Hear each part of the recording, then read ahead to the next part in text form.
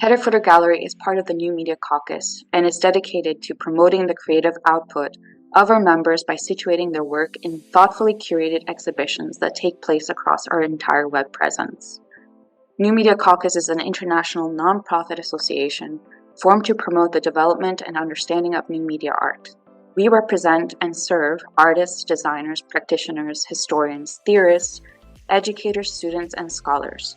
Recognizing new media art to be inherently interdisciplinary, multimodal, and evolving, we support and advance a wide range of inquiry to catalyze further evolution of the field.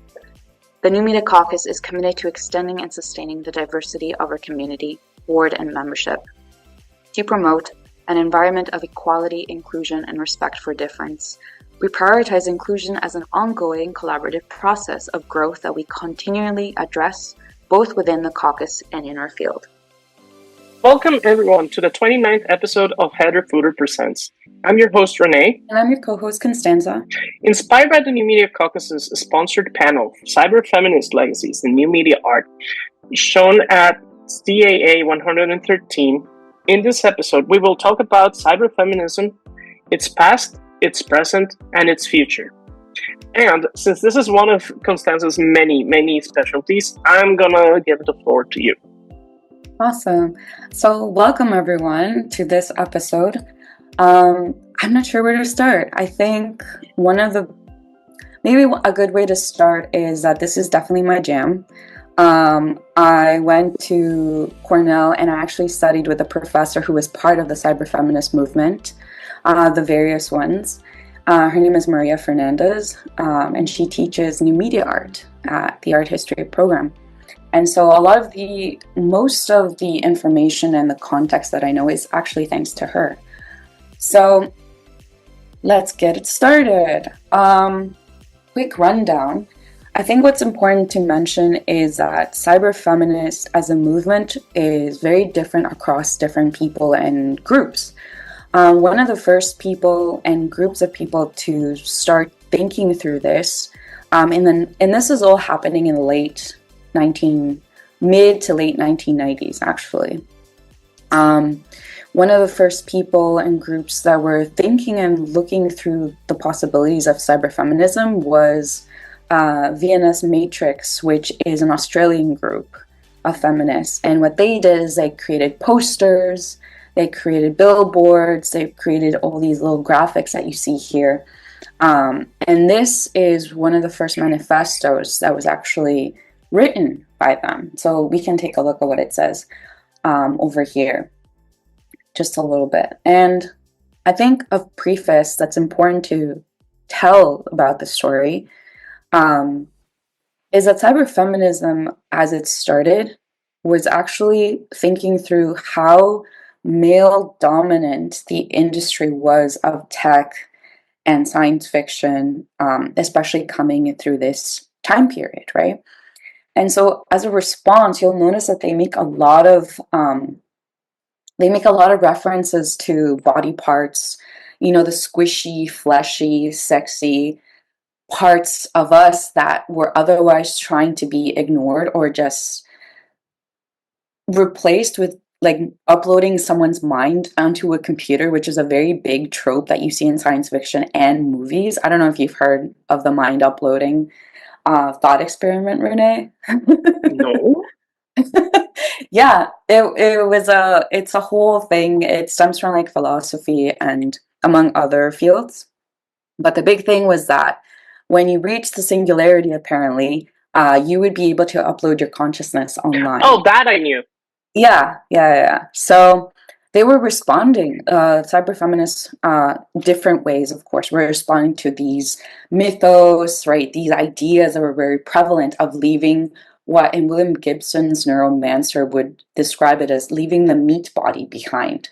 And so for cyberfeminists, the meat body, the fleshy, squishy, sexy meat body, and was so important, so much so that you get works like this by Linda Demond called Cyberflesh Girl Monster from 1995, which, if you ever get a chance, go take a look. It might be a little bit difficult to find just because I think, if I remember correctly, it was a Flash link to it, but what you see here, which was super exciting, is you see different body parts and like these morphing organic body corporeal figures. And then what the point of this, I think it was actually a CD-ROM game now that I think about it, not a flash game.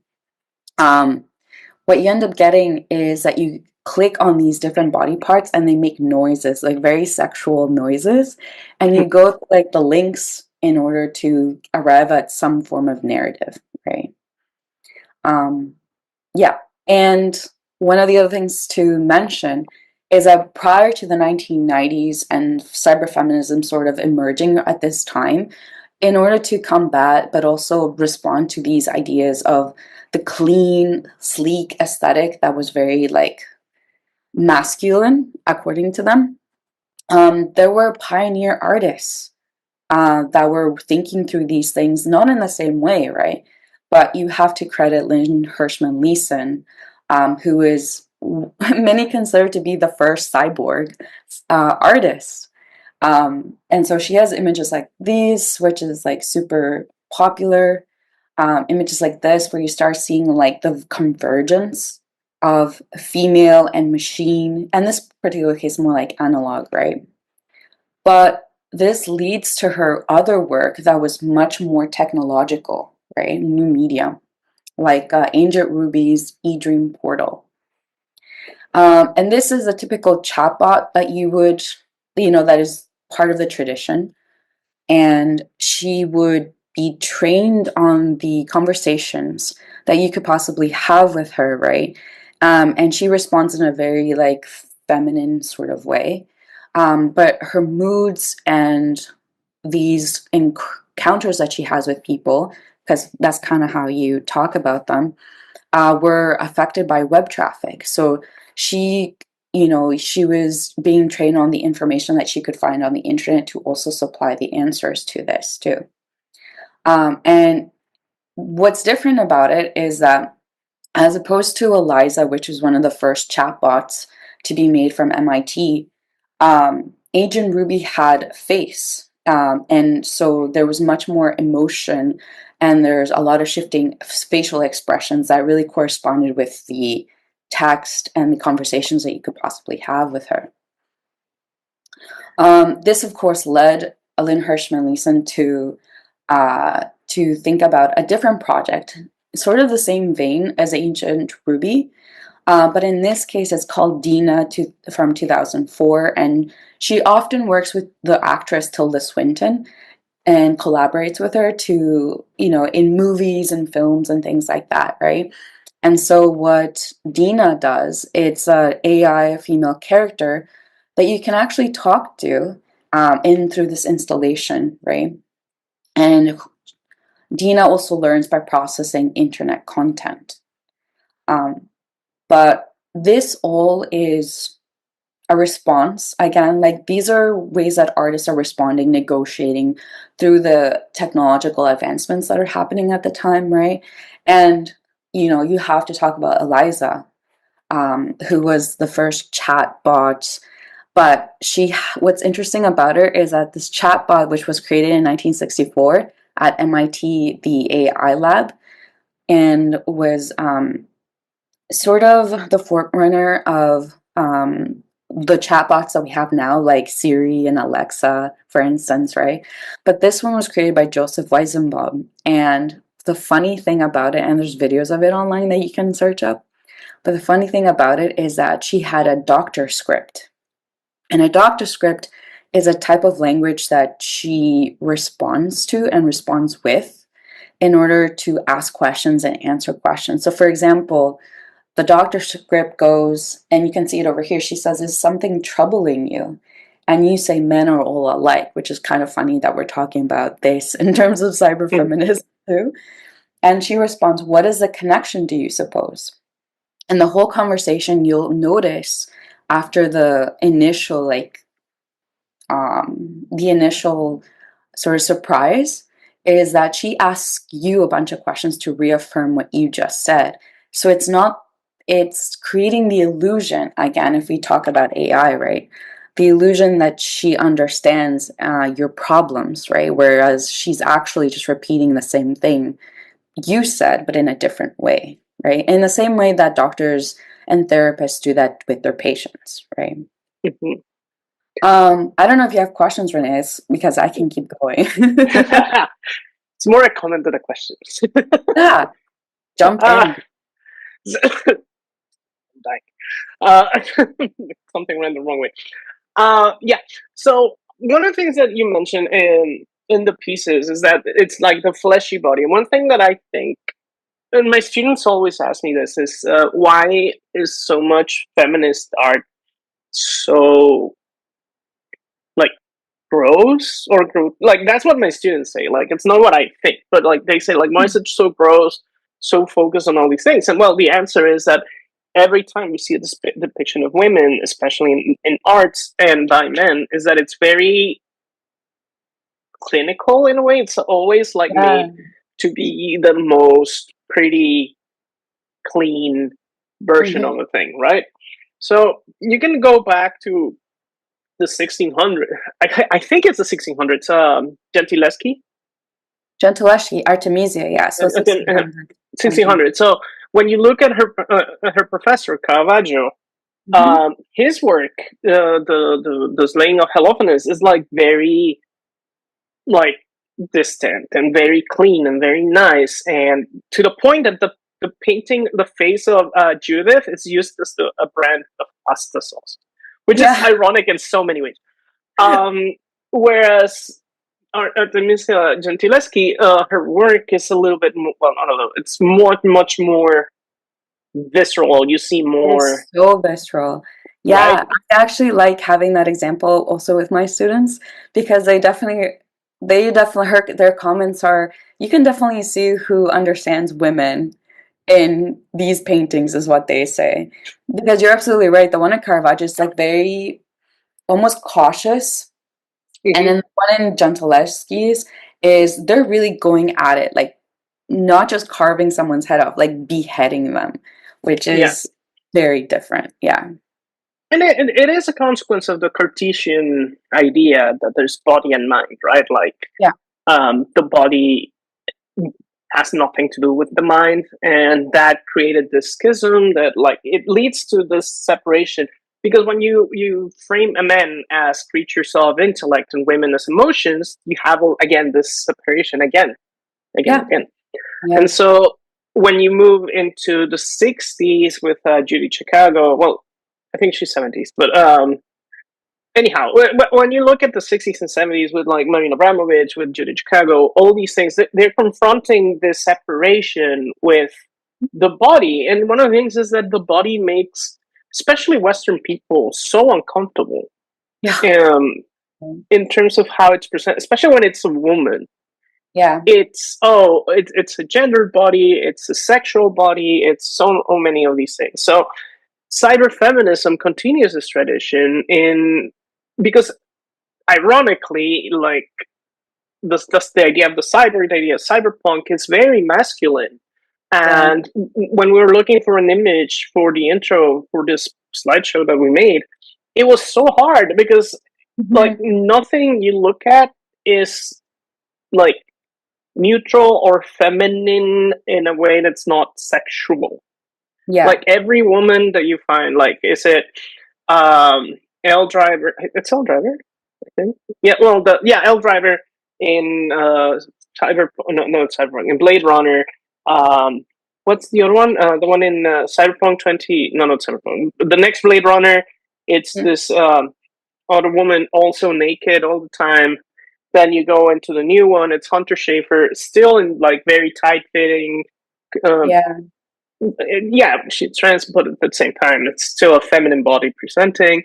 Um, they're always framed in a sexual manner. If you go into the video games, you go into Cyberpunk, it's still sexual, even if it's just a face. It's looking down. It's kind of it's like right. Yeah. Yeah.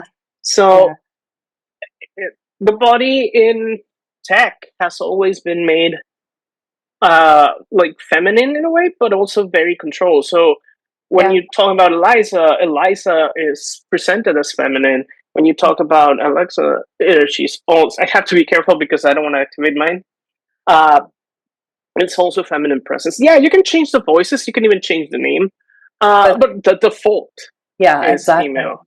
That's The what I was same thing gonna with say. Siri. The same thing with every single other uh, assistant that we have. I mean, I guess Grok is the only one, but ironically, the reason that's that is because Elon Musk is completely unknowledgeable about what he's referencing. But yeah, so I think that's one of the things that we have to make like no, like all these things are supposed to confront you with the body Yeah. and its reality because like cyberpunk in a way tries to leave the body behind. So Hmm. does the cyborgs. I don't know how much we could say that in like things like Sterling, but Sterling still has like a very masculine. That's the whole interesting part about Stellark is because there is a very famous quote that is often quoted by him that says, "The body is obsolete," Hmm, which is like super interesting when you think about not just cyberfeminism, but where he was coming from. Also, an Australian artist, yeah. I think Greek origin, but Stellar, like everyone, which is perfect because that's my next slide. Oh. Um, Yeah, Stellark is a really interesting character, I would say, because he even though he has said the body's obsolete, and you might think, okay, so there's no purpose, there's no use for the body anymore. My argument, and other people have also noticed this too, is that he is still so embedded Hmm. and immersed in his body in order to be able to do all this, all these different experiments that he's done. So, for Yeah. example, his third arm, it's a mechanical robotic arm that he has where in one performance he draws with it, like the three arms. Um, he began as an artist that did suspension works where he is tied to hooks and Hmm. string and ropes, and he was just suspended. It's called body suspensions, I think. And then he moved on to tech and he did this piece called Pain Body, which is super interesting because it actually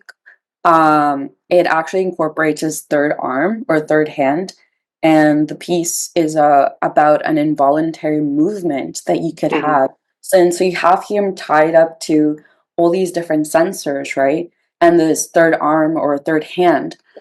And it's very cyborgian in nature, right? This was like mid 1990s. And Yeah. the performance looks something like this. And there's like a whole video that you can search up online, but it's Yeah. a little clunky. And what the point of it is during Ping Body, what you consider the body is completely transformed. Because the Yes. thing is that he was connected via sensors, and people online were able to send ping messages, and that would activate a certain body Hmm. part, muscle.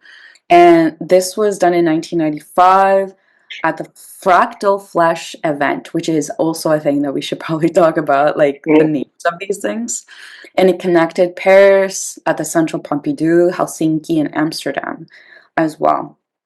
And Yeah. yeah, I've his obsolete body comment is always something that I go back to because he is still so intertwined with Embodied. his body and embodiment that even so much as growing a third ear on his hand or his arm, again, still bodily. And I Yeah. think he's since then making that comment that kind of like blew up everywhere. I think you have to really think critically about what that means. It's not just about forgetting the body. I think it's about saying there's something beyond just the body in order Hmm. when about like prostheses or technological advancements and enhancements. And this goes back down to thinking through cyborgian culture, right? Yeah. So I don't know. What do you think when you hear the words the body is obsolete?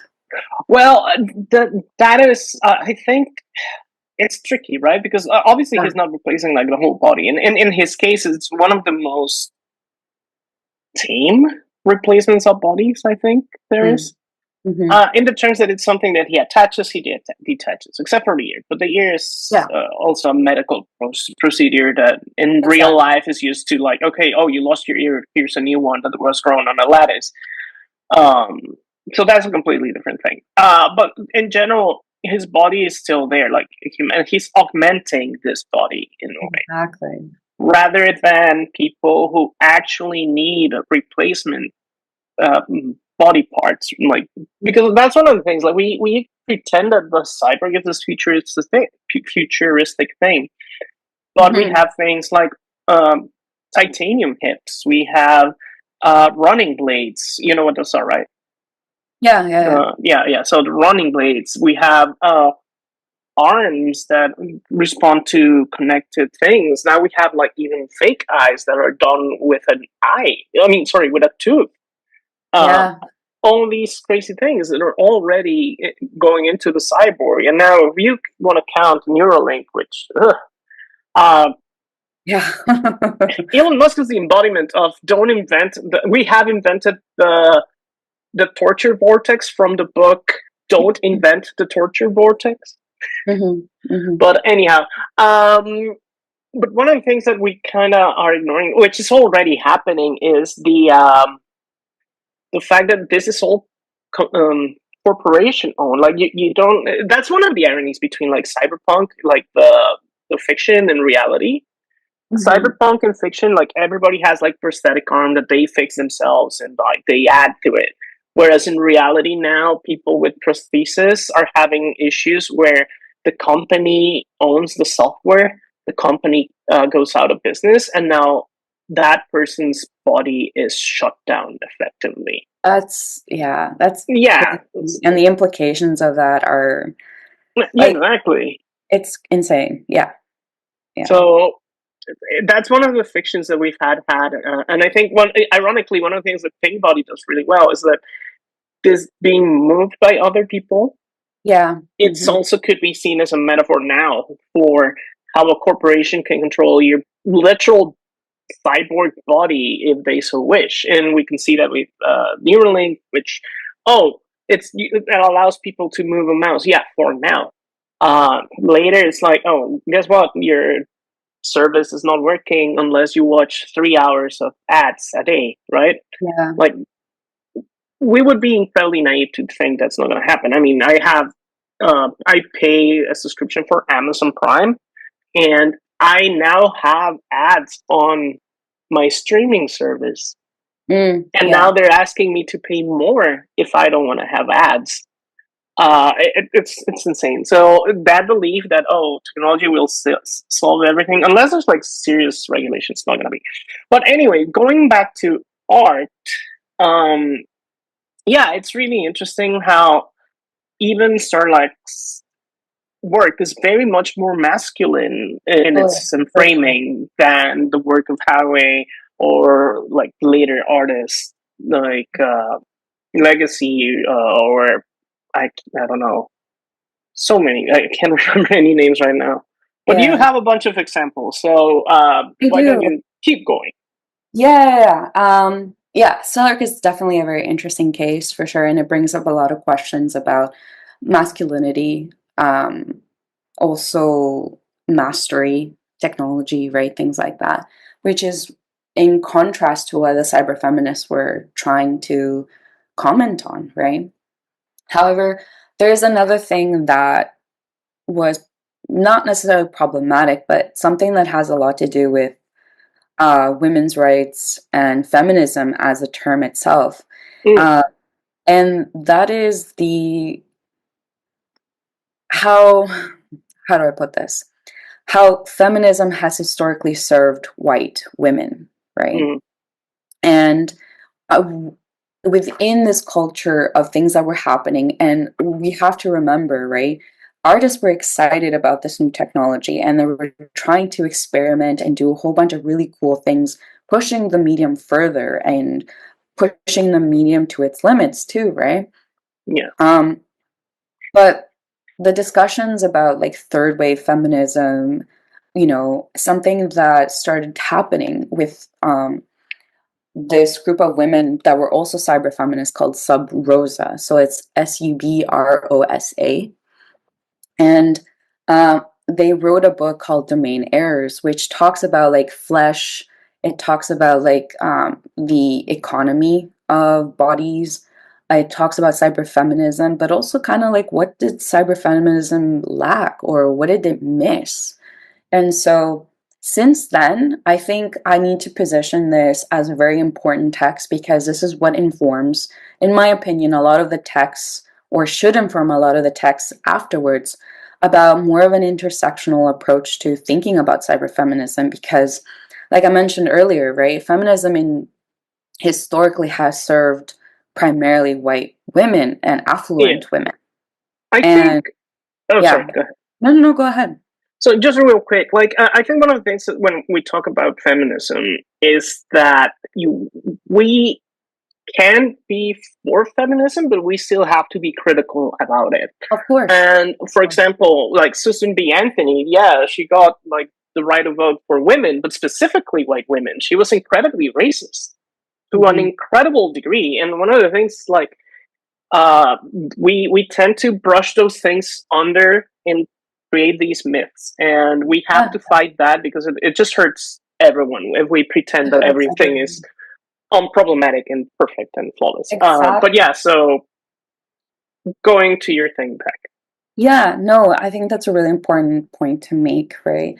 And the cyber feminist group called Sub Rosa was a collection or a collective of women from different areas, different backgrounds. You know, some were writers, artists, theorists, etc. One of them was my professor, actually. I was gonna say, Yeah, and Maria Fernandez in one of the, because this is a collection of essays, she writes about the conditions of cyberfeminism and post-colonialism and how it's a very important critique of cyberfeminist practices and feminism in general, right?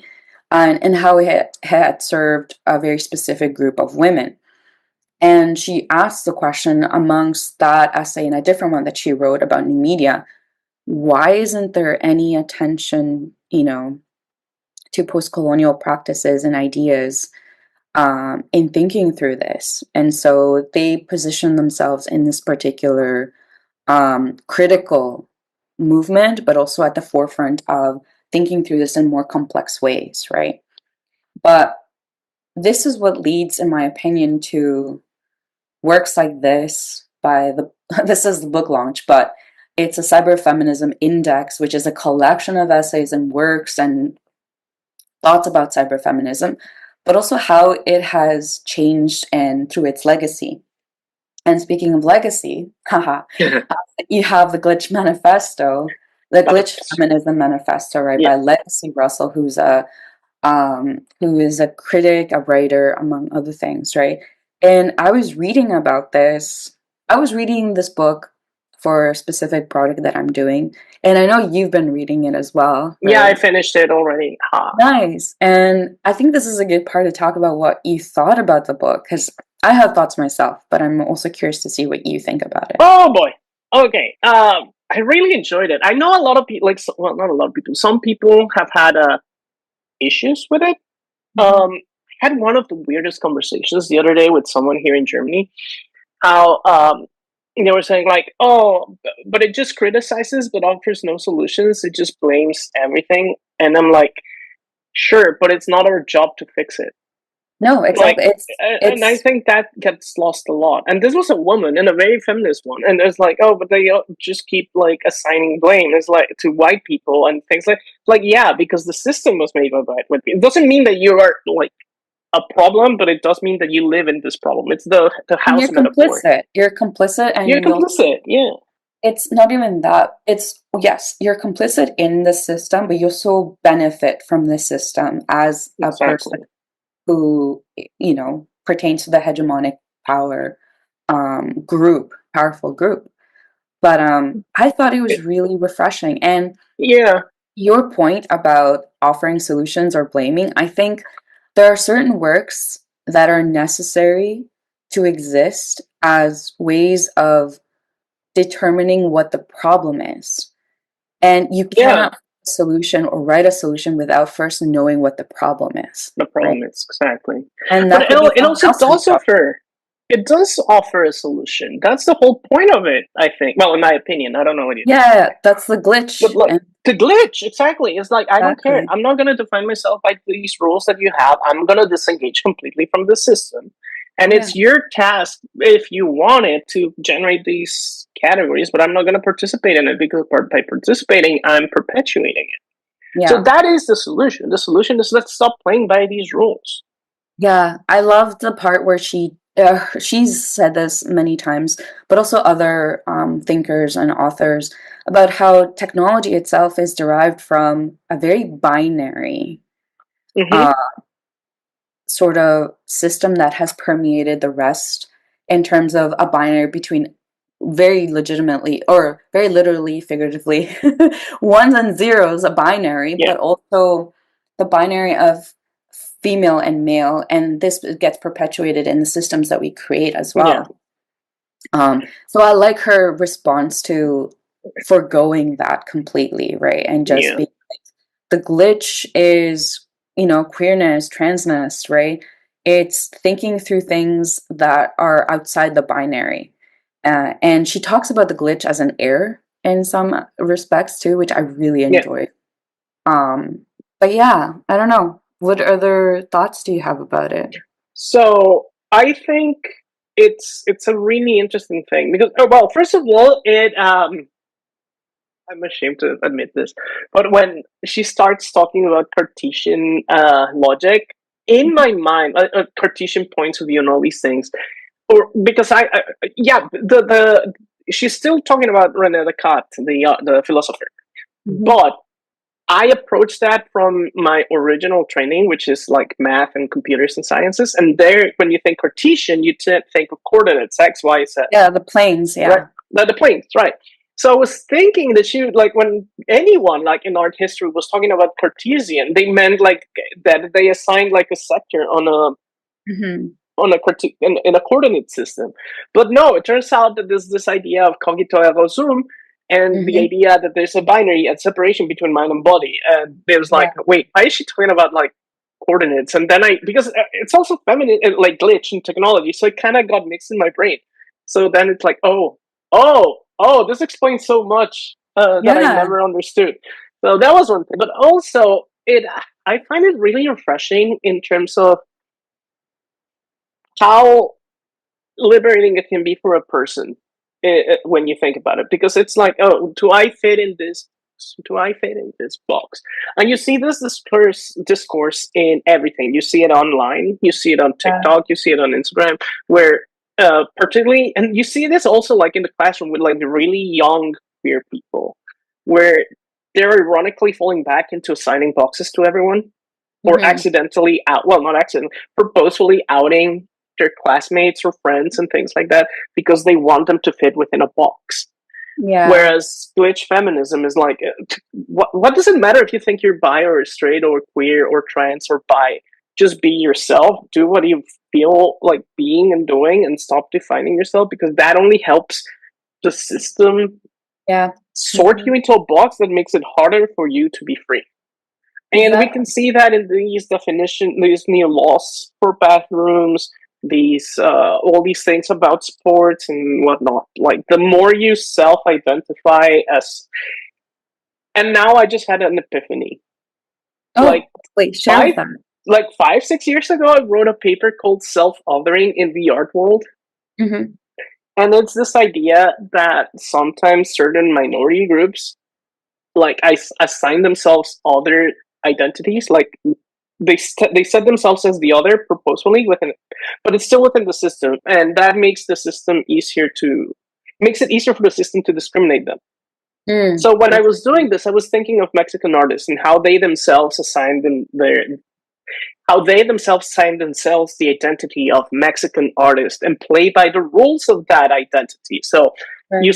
you would see that a lot when I was teaching. This was because I was teaching, and it's like you saw like a lot of women artists or female presenting artists dressing like Frida Kahlo, wearing the colors, using these Mexican outfits, even though they themselves I mean, every Mexican has a little bit of indigenous, but doesn't mean that they're indigenous. I don't know if that makes sense to most people, but it's different being as someone that grew up in an indigenous community with indigenous practices and then just being a product of of colonization. That does not make you indigenous. And that was one of the problems with Frida Kahlo herself. Anyhow, so you saw in art school, so in the art schools I was teaching, a lot of women who replicated the Frida Kahlo like performative space, right? They did surrealism, all of them.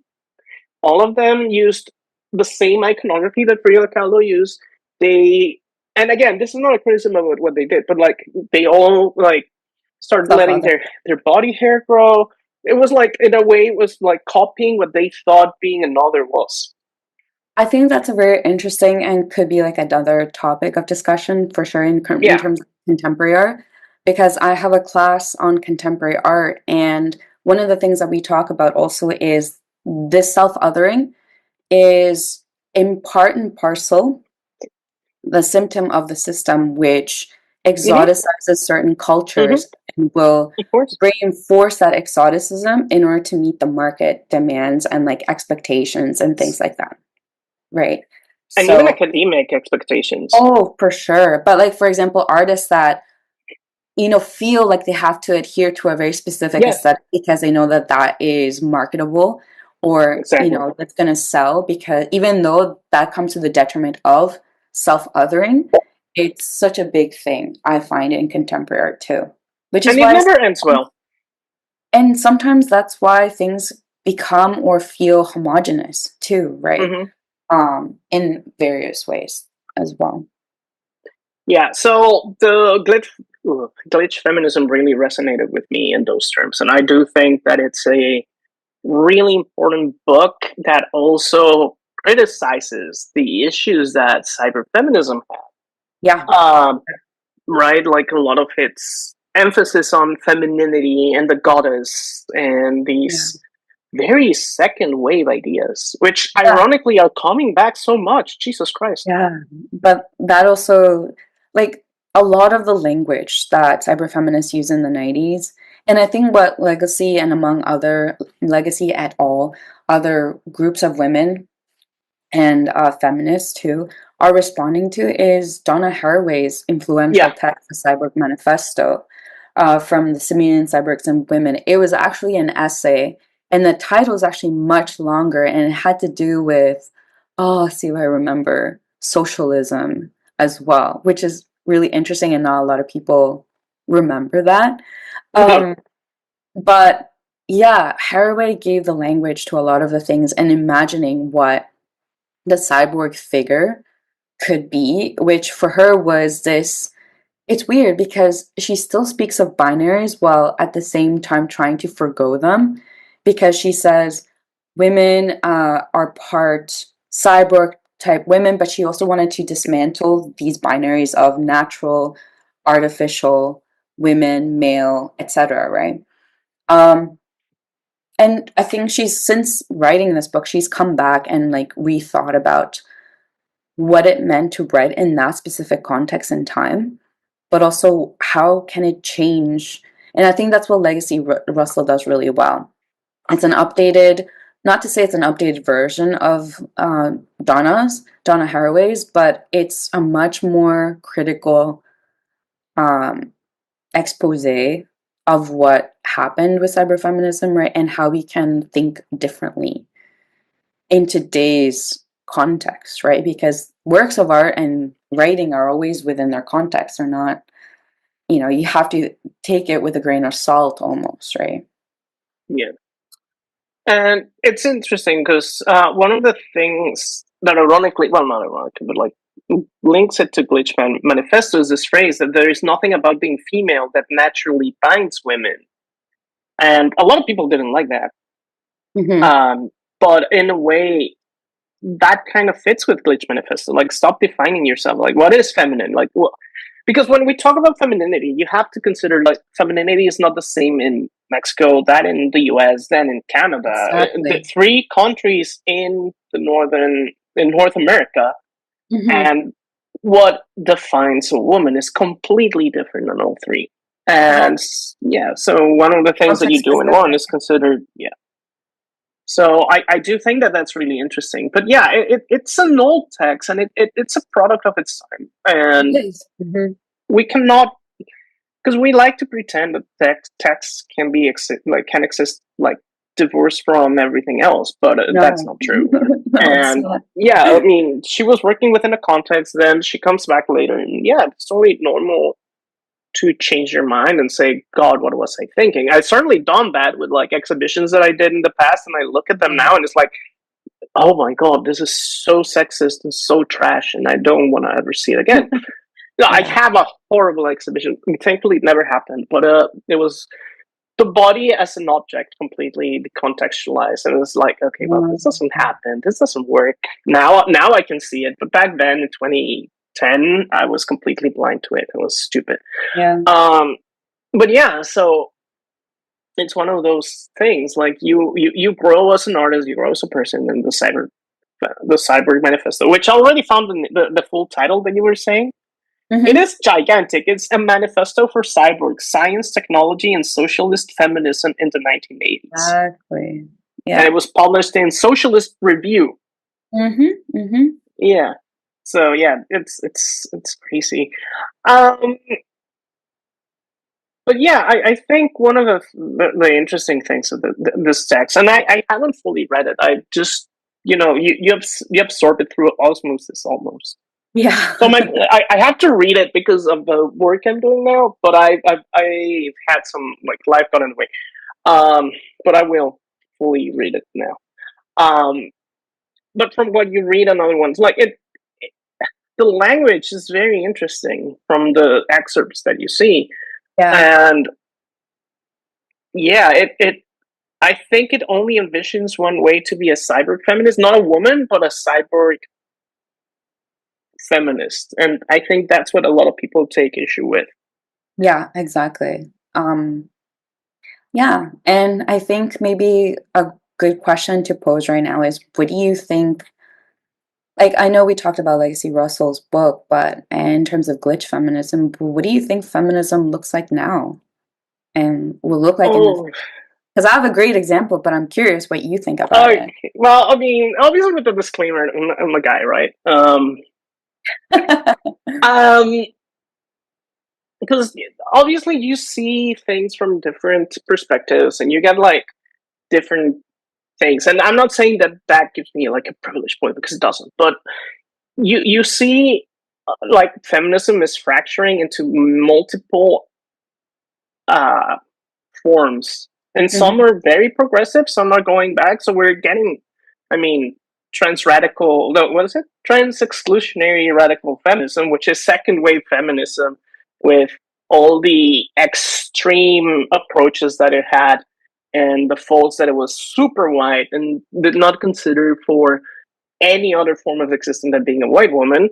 To things like this feminism that is finally, well, not finally, but that it's really permeating into the idea that feminism is not about a fight between man and woman. It's about freeing everyone, and that includes everything in between, which is Exactly. really important. And I think things like glitch feminism help with that, Yeah, because the younger generation are going back to second wave feminism. And honestly, like one of the examples that really disturb me, and I understand the point of being is being made, I just don't think it's being made really well. It's the bear and the woman. Sorry, the bear and the man in the forest thing, which okay. is, I don't know. Have you heard of this argument? No, no. So basically, online there was this discussion about whether you as a woman, would you choose to be alone in a room with a bear, or would you choose to be alone with an unknown man? Oh, okay. And most of the women online choose the bear, right? And in a way, the point is, well, the bear will kill me, but it won't do anything else to me. And the bear is just existing as a bear, like it has no ill will and cannot think and attack me just because, right? Yeah. But at the same time, it's like you realize that these are arguments that get co-opted so easily, into racism, because it's like, would you rather be with a bear or a Mexican man like me? You know what I mean? And Yeah. that has already happened. There was, I don't know if you heard this analogy that Trump used a lot. There was the Skittles. No, I haven't. They used it against what is it called, like immigrants. It's like, oh, there's 500 immigrants, but if one was a terrorist, would you still? So the argument is, if you had a bowl of Skittles and two of the Skittles were poisoned, would you still take a Skittle? Okay. And they use that as an argument against allowing immigrants in.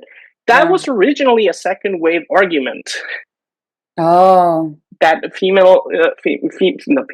feminists used to argue against violence against women. Is like, we have to disengage from men, because if I gave you a bowl of Skittles and one was poisoned, you would not eat the Skittles.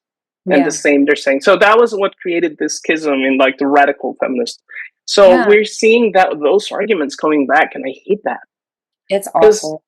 Yeah, it just generates two things. It gives more fuel to people like Andrew Tate, because we're going back to the angry feminist stereotype, which is not true. Yeah. Like, I've met second wave feminists like Judith Butler, and who's female gaze is Judith Butler? Laura Mulvey. Laura Mulvey. I worked for Laura Mulvey for a weekend. Fantastic people, really. Not like, and they were second wave, and they're not extremists. She has a husband. She talks about her husband in a very loving way. But we have this stereotype because of these extremist examples that were being used. Yeah. And we're going back to that, and I don't like that. And when it should be, we are all together in this, and we should all be equal. That's the point that Bell Hooks, specifically Bell Hooks, the author, and Kimberly Crenshaw, who are women and feminists who are not thinking about cyberfeminism, sorry. They're thinking about feminism in an intersectional way. Yeah. And this is where you get the third wave. That, for example, my professor, Domain Errors, was talking about as well.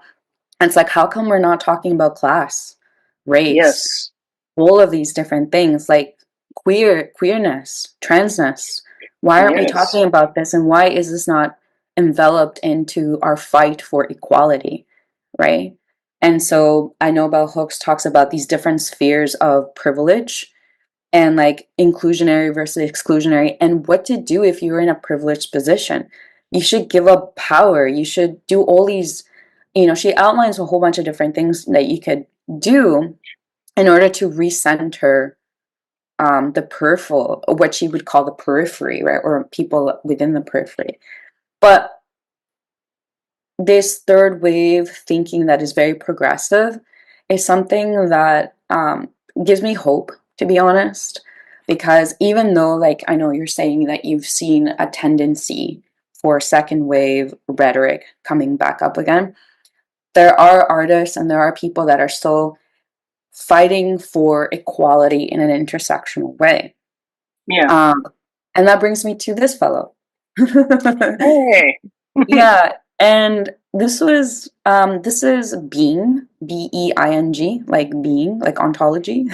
And I actually got to meet Being, which is an AI avatar / robot. I know, at the exhibition that I went to in 2022, I believe, at the New York Park Armory, called Assembly. The artist is a fantastic artist called Rashad Newsom. And what's fascinating about it is that once you enter the Park Armory is a huge building that has a very big, what do you call it, like a space called Drill Hall. Atrium? Like an atrium, yeah. And that's where they usually do their performances and events. And what's cool about it is that the moment I stepped into this exhibition, I was wowed immediately, because it was just full of holograms. It was full of video mapped walls and images of so many different things. And I think I have a video that we can show if we have time. It had collage, it had sculpture, it had everything. And it became very visually and intellectually overwhelming, but in a cool way, because things were like pulsating, morphing. They were transgressive, and it was everywhere. And so the highlight for me of this exhibition was this entity called Being, and it was projected onto a wall, a large screen, as an avatar. The whole history behind this character, though, is that it's based on a non-binary digital griot, is what Rashad Newsom talks about. And a griot, Griot, is actually borrowed from the West African griot figure. And the griot figure in West Africa is supposed to be like a storyteller, a singer, and an oral historian. And so what you get is this entity that is trained on the data of Black thinkers and authors, among so many other poets, etc. And Newsom was actually thinking through the many different ways that they could wrestle with how to present Being as a trans body. And what's interesting about Being is that it becomes an amalgamation of voices, thinkers, performers, because Being's body is actually the data and the mocap, so motion capture data that you get from Vogue dancers that were really popular in like 1960s, 1980s ball culture in like New York and Los Angeles, among other places, right? And the thing that I love the most is that Rashad Newsom says he was thinking through agency and what does that mean? And so he says, for him, agency meant that Being could break protocol, could break its script and go rogue. And that to me was like what Gilles Deleuze would call a line of flight, because it's a possibility of something that can go rogue, like can just express themselves and not be tied to its script. And I found that to be super metaphorical, but also like generative to think about in terms of like someone else's agency, like as a person living in this complicated and complex world of today. So yeah, I don't know. It was inspirational as it was generative at the same time. Send, stretch, sway, bend, right here, right now. No conditions have power over you. No personalities have power over you. No circumstances have power over you. You are where you intend to be. You are pleased. You are brilliant. You are blessed. The ancestors smile. You are the manifestation of their love and attention. They are your angels. Those you know and name, and those you cannot. This is your journey. This is your exploration. You are incomparable. You, a unique and perfect expression of Source. You have never been alone. You have never been told no.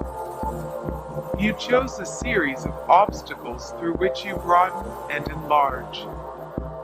As you contemplate the abundant energy that has brought you to this time-space reality, you now feel the overwhelming expanse of healing and opportunity. Your mind has evolved beyond all constructs. You are not your ethnicity. You are not your assigned gender. You are not your sexuality or ability. Gently allow breath. You are sacred spirit, celestial and heavenly. You are pure source energy. Always. Only. Ever. Enough. I'm going to show one last video of what the exhibition actually looked like. It was phenomenal, like one of the best exhibitions I've ever seen in my life. Okay, and this will be very brief. But you sort of come into the doors of the drill hall and you see all of this, just Vogue dancing, and it was spectacular. No conditions have power over you. How are those No holograms floating? personalities have power over It's a you. lot of video projected No into walls too. circumstances have The power over holograms, you. I have no idea. They were You are where so you cool. intend to be. Yeah. Whew. You are pleased. And then you got into You are this space brilliant. where being is. You are blessed. Oh, The I see. ancestors smile. The sculptures You were are the fantastic. manifestation of their They were love like and attention. weird, like blackness. It was Catwalk is an awesome. exaggerated feminine walk where the legs are crossed over each other, the hips are thrust from side to side, and the hands are thrown forward in opposition to the legs. Right hip out, staying on your tippy toes. It's so We cool. must keep moving on from disappointments, advancing with those hips swaying, acknowledging our abilities, ignoring our inner critics, and connecting with loved ones who appreciate us. The only way to really transcend the systems of oppression in your life is to start thinking critically about them. Yes. Organize yourselves into groups and discuss. How does white supremacy affect us in our everyday lives, and what's the action we can take to basically dismantle that in some sort of form in the next week? Me being a product of the 50s and 60s, it was not, I had white dolls. Everything was white. Everything. Everything. That's how systemic racism starts. Yeah. So there's more. We can put the link to the video for everyone to enjoy. Yeah. How are we doing on time? 1 hour exact. Okay. Minus. So we have like more time because we spent some time on Okay. Do you want to these things. slowly end? We have to close it. Yeah, we just close it a little bit, and then we can mention like some things. Okay. So all right. Okay. Go. Yeah, so this was a really good example of thinking through the legacies of cyberfeminism, what it could mean if we think through this oppression and form of violence that we experience, but in different ways, obviously, to different degrees, but thinking about it through intersectionality and how, in order to combat the system of oppression, we have to work together to fight not only misogyny, but also class structures, systemic racism, among other things too, right? Yeah, I think that's really important, especially with like this new feminism, like you're saying. Like one of the things that I think feminism in general has struggled in the past is, and I'm not blaming feminism for this. It's more like public in general is this misunderstanding that it's women against men, when the idea is that patriarchy hurts men as well. Yeah, it hurts everyone. Let's just put it that way. Like if the patriarchy hurts everyone, because when there's only one way to be a man, if you don't meet those standards, then you become other, even though they're telling you you're not. And that's how you end up with like people like Andrew Tate and all these things. Yeah. So I think this intersectionality and the way that like new movements are approaching it is much better than the original idea of the original idea of equality was really good, but then we had this idea of we have to disengage from patriarchy, and that somehow got twisted it to let's separate from men completely, which achieves nothing. It achieved nothing. It just created a problem for future feminists, I think. But yeah, so this is really interesting, and coming at it from the area of technology, which is the last thing I wanted to mention. It's why it's new media. It's because it was new, and like men had not had the time to claim it completely. Although we could argue that that's already happened now. But I mean, when you think about like the big names, it's your friend. What's his name? Your favorite artist in all the world. No. Yeah, him. Yeah, anyway, so, and I'm not criticizing like the other art. This one I am, because I'm not a fan. But like when you think of Jeffrey Shaw, you think of Jody, you think about Rafael Lozano Hemmer, you think about Sterlag, you think about like, so it was a field that started with women, but now it's again co-opted by men. And that's a little bit like disappointing, because even when you think about like legacy, you don't really hear about Legacy's work. You hear about, well, artwork. You hear about her book, Her writings, yeah. her writing, yeah, but it's never about what she is actually doing right now, right? Like, you hear about all these artists, always male. Maybe it's intersectional in a way. Like Rafael Alejandro is Mexican, but he's like Canadian, so it's already white. But you also have